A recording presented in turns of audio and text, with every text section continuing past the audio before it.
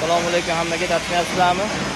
Andijon shahridagi hozir eski Polchi deb qo'yadi. Hozirgi nomi endi bilmayman nima bo'lib qoldi ekan. Ular Svarka temir tersak bozoridamiz. Hozirgi joylashgan joyi Unzovod ko'chada degan bo'laveradi. Lokatsiyalarini tashlab qo'yaman. Lekin katyol, shuni singari pechkalarni ko'rgani kelgan edik. Bir obzor bermoqchiman. Ko'ringlar. Katyol sexlarimiz mana. Katyollarimiz juda ko'p. Atrofdagi boshqa shaharlarda ham reklamalar qilyapti, mana ko'ryapsizlar.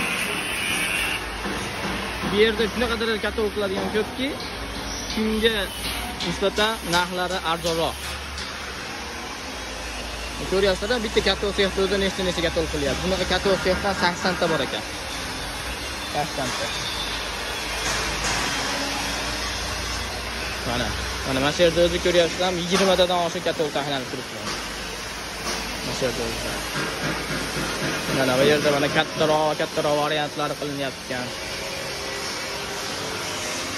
Mana bunaqangi bir tank deb ham bo'laradi, nom qo'ysa tank deb. Mana Svarka sexlari ko'ringlar. Iloji bo'lsa Svarka akalarimiz bilan gaplashib, mo'minlarini ham qo'yib boramiz.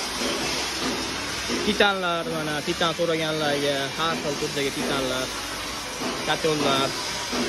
Mana men kattaroq ob'yom maktab bog'chalariga shekilli bo'ladi. Mana bu to'g'ri titanlar turibdi mana. Akalar ishlayapti, mehnat qilishyapti. Mana bu joyda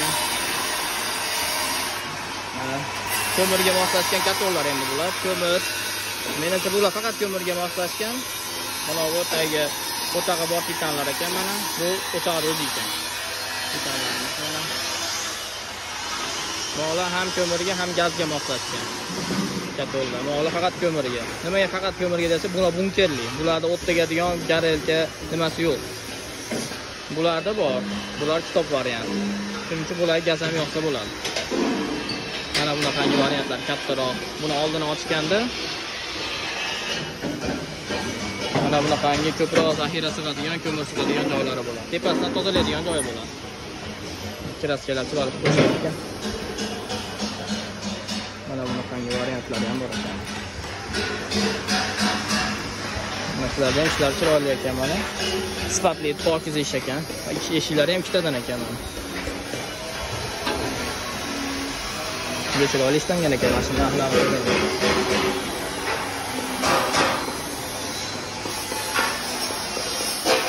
Kraskalar chiroyli qilib pokiz qilib qo'yishdi.